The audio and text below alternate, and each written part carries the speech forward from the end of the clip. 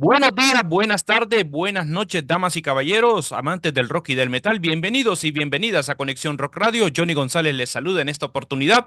Y como siempre, les invitamos a todos ustedes a que nos dejen su pulgarcito arriba y que disfruten del contenido y de los invitados que tenemos para todos ustedes de manera periódica. Hoy tenemos una banda muy interesante que se mueve entre el doom y el black metal, originarios de Turín, Italia, y que actualmente se están moviendo con una nueva producción discográfica ya bajo el brazo y que posiblemente sea de las favoritas para todos ustedes en esta entrevista. Damas y caballeros, le doy la más cordial de las bienvenidas a mis invitados. Ellos son Krapton, que es el bajista, y por supuesto Krhura del Diavolo, ambos parte de la banda Ponte del Diavolo. Así que pues por ahí pónganse cómodos y disfruten de esta conversación. Guys, welcome to Conexión Rock Radio. Thank you so much for accepting this interview. And for me, it's a big pleasure share in this interview about the upcoming plans that Ponte del Diavolo have for the fans around the world in 2026. Welcome. Thank you very much for having us. Yeah, thank you so much. It's a pleasure for us. Yeah, we cannot wait to start. Okay, guys, start my interview with you. I had a question for you, but in this case, Krhura Abro. We know that Venom Natura was released, by the way, in February 30 via Season of Mist. I want to know how was the reception, the general reception has been so far with the fans and critics towards this new album. Are the listeners connecting more the philosophical concept or more the rap sonic intensity of the record? Well, I guess the reviews and the reception so far has been, I would say, overwhelming in a positive way because we didn't expect the album to be received so good. You know, it's an album that it's very diverse, has a lot of genres put together in one record. So, you know, we knew this was going to be a challenging record and maybe not for everyone, but apparently, except for some very purist metalheads that really don't like when you mix the genres, all the other people has received the album very, very well. And I mean, also the live shows that we've done so far have gone great. From if you ask me if the concept is what grabbed the attention, I don't really know right now. Maybe it's a little bit too soon. With the fans so far, we haven't spoken about that.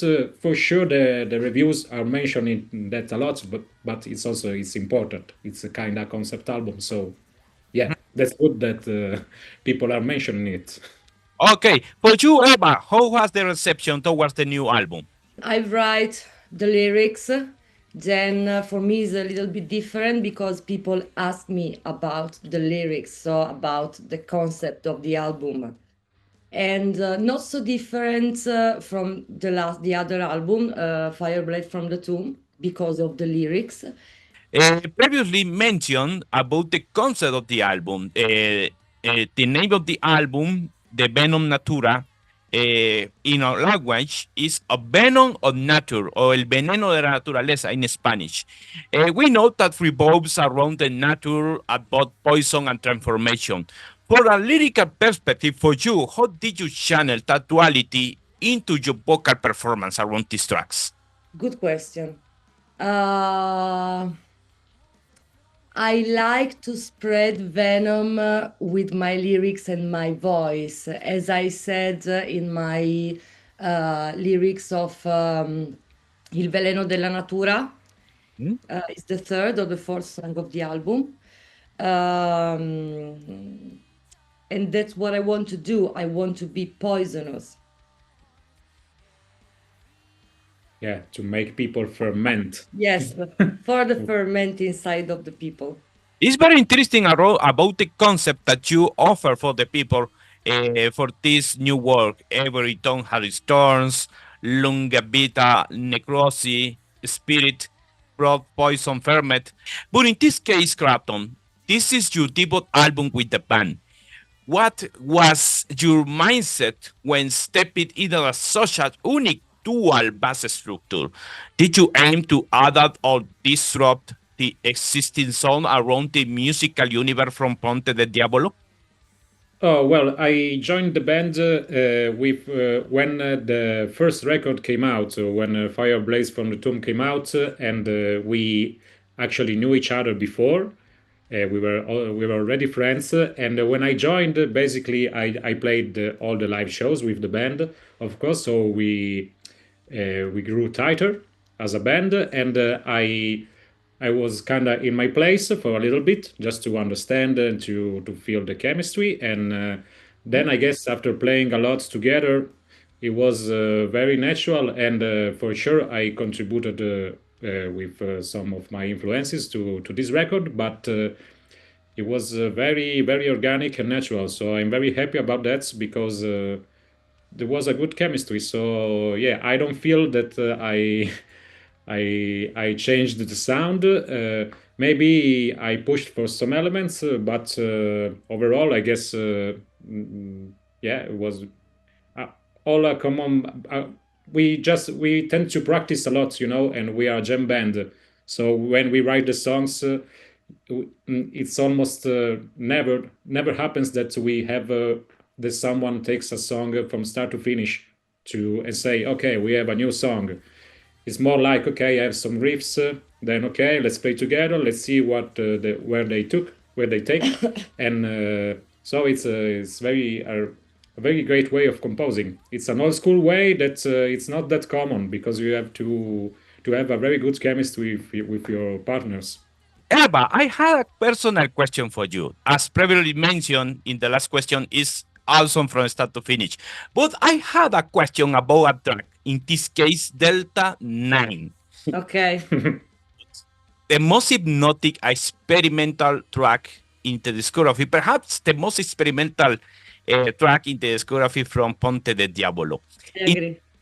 You explicitly make a reference to the chemical formula for cannabis. Yes. Sorry for the people that are had a feeling towards no promoting the weeds or another drugs in your shows. Other state of perception. At the same time, the number 161 can be a symbolic weight, adding at 8 offer the associate of the cyclist. We know infinity, regeneration, life, death. In this case, the songs for me cracked my mind when I was investigating the meaning around the lyrics. I want to know, in this case, for Delta 9, Yeah. intentionally merging the chemistry and numerology to represent the intoxication, a part of a large cycle of transformation in the life of the human being? Oh, in a way, yes, why not? Yes, but this doesn't mean that I don't want to promote the free TAC actually. But yes, is in another way, yes, what you said before, of course. Yeah, I think you read it good. I guess that's because of, you can take the song, of course, as a song that celebrates THC, maybe, if you look at the surface, but of course, put it in the context of the album. It's always about the venom Because substance. it's a poison. It's a poison too. But it can do transformation inside yourself. For some people, it could be bad. For other people, it could be inspiring. You never know. The poison, it changes. It depends on the amount and the person using it. So that was, you can say, a first-hand experience that we translated into music and lyrics because, we are kind of fans of the THC, you can say. And so it was nice to put. Did you catch the reference of Cypress Hill in the song, in the lyrics? Nice point. After 2 years of touring in many festivals around Europe, how much of that light energy shaped the way for this new work has writing and recorded? A lot. Yes. A lot.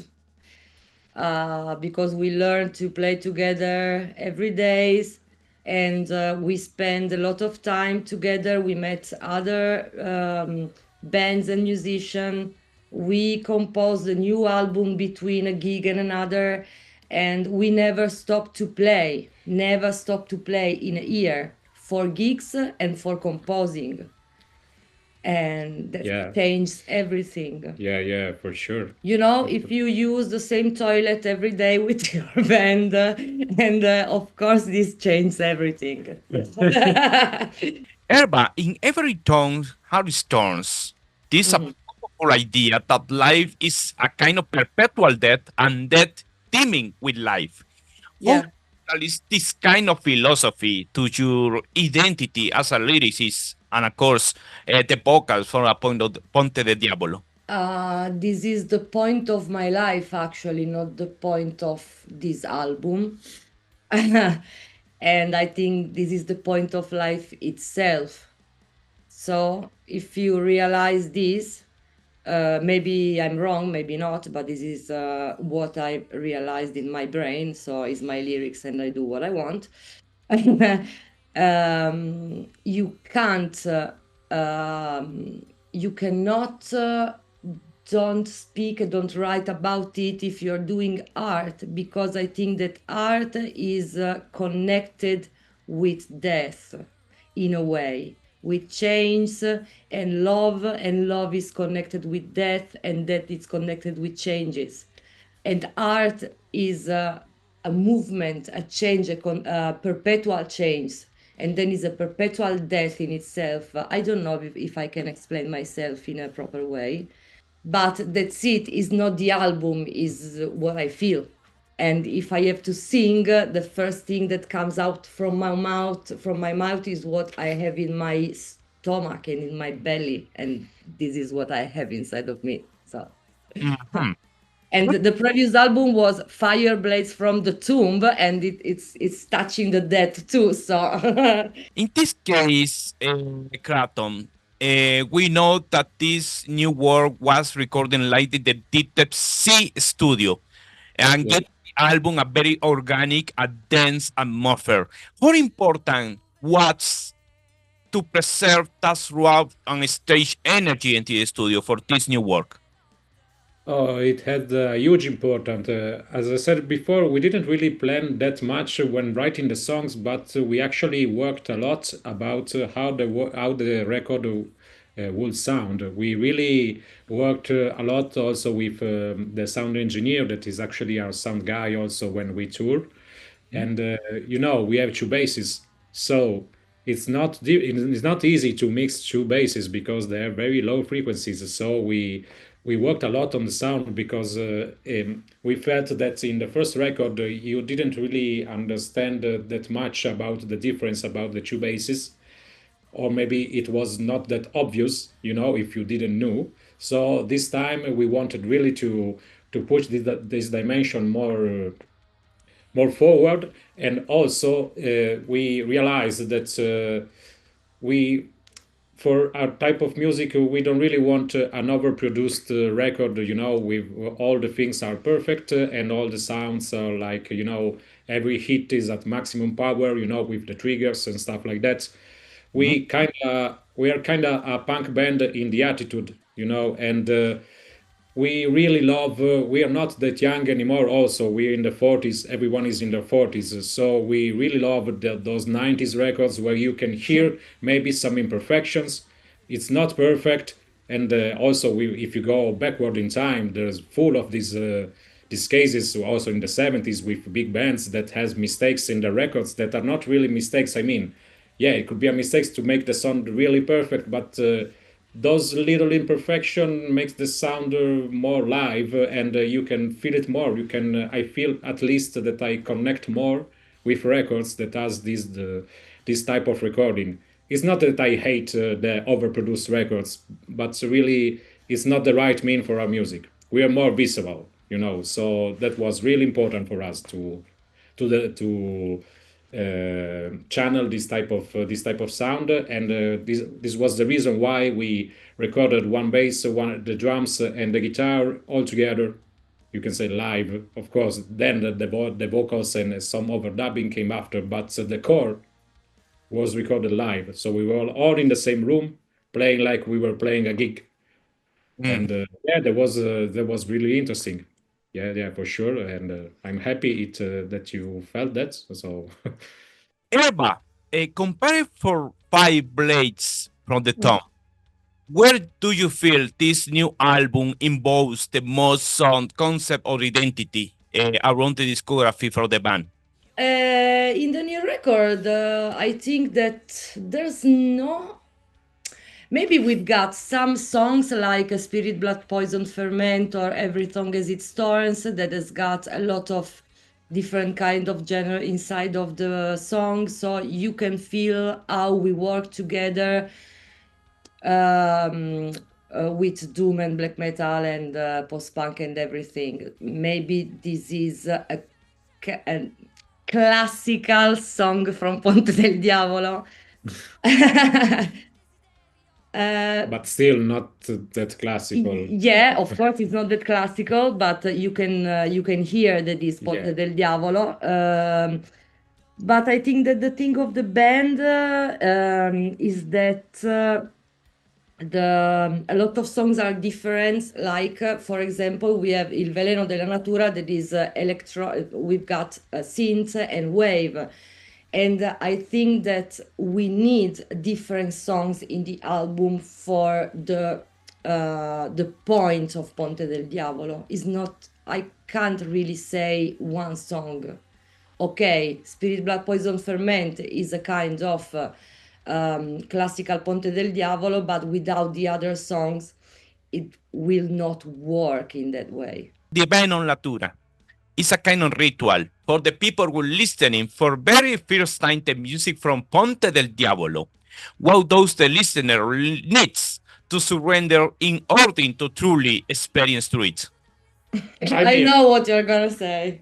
I mean, for sure, I guess at some point it could be helpful to light a joint in the middle of the listening session. That could help to understand better some type of aspect. But I mean, put on some headphones, and just close your eyes and whatever. Or you can just hear the bangers and I don't know. But if I had to listen to the record myself, probably I will stay on the sofa with my eyes closed, smoking a joint. That would be my way of experiencing the record. What is next for the band now with this also album was delivered for the world? We know that you released 2 or 3 music videos. In this case, Spirit, Blood, Poison, Ferment, Il Veneno della Natura, and the lyric video Lunga Vita alla Necrosi. I don't know for the people around the world are expecting a new surprise for you, or perhaps these videos are enough for promoting the new work. I guess as for the for the videos, I guess we are done with them for this record. But of course, we are trying to capture some live performances. Of course, we are playing Hellfest in June, so we would really like to have a nice video of that, as we previously had with Roadburn Festival with Covenant. We have this very nice video that was made for that particular occasion, where we played Fire Blaze from the Tomb in all its entirety. So it was a really special gig that the team from Roadburn Fest wanted from us, and it was amazing. And we were lucky enough to have some song capture. We published one, maybe we will publish another, but we have also another festival at Kilkinzaibu in Lithuania that was also very great. So we hope that we will have the chance to record some live performances with a great footage and great sound, because we feel that the live dimension is very important to us. And we also heard from a lot of people that when they listened to the record and when they saw us live, it was a completely different experience, and they really enjoyed that part. So we really want to push both aspects, also visually. So, we have right now we have these 3 videos. Of course, one is a lyric video, but it's okay. And I guess it will not be completed without some also some live dimension of this new record. Erba, Kratom, what message do you want to send for all the people that enjoyed this interview? Thank you so much for your time here in Conexión Rock Radio, for offer your time here in your house. And I wish for you both the best with this new world. You're the best, and we're looking forward in that again in the future for good continuity, the history and music for a great band like Ponte del Diavolo offer for the people, for the metal community around the world. Thank you very much. Thank you so much, and I hope we will see someday and in play in South America, and we really love to. And I guess a message to the listeners, I don't know, be true to yourself, and up the horns, and I don't know, be open-minded, yeah. Bueno, damas y caballeros, pues ustedes han escuchado acá a esta interesante entrevista y esta interesante banda como lo es Ponte del Diablo. Por supuesto, pues le damos las gracias a Krapton y por supuesto a Erba que nos han dado su tiempo. Por cierto, les invitamos en la descripción del video, les invitamos para que vayan a escuchar su material en formato digital o que lo puedan pedir en físico, en vinilo, en CD, a través de las tiendas oficiales de la banda y por supuesto de la discográfica Season of Mist. Así que pues por ahí también les invitamos para que puedan seguir a la banda en sus diferentes comunidades y que disfruten de este nuevo trabajo que es de Venom Natura, que promete muchísimo en este año 2026. Soy Johonny González. Estas fueron las entrevistas internacionales en Conexión Rock Radio, pendientes de la próxima de nuestra serie. Y como siempre les decimos a todos ustedes, que el rock y el metal no falten siempre en su dieta diaria. Que la pasen muy bien.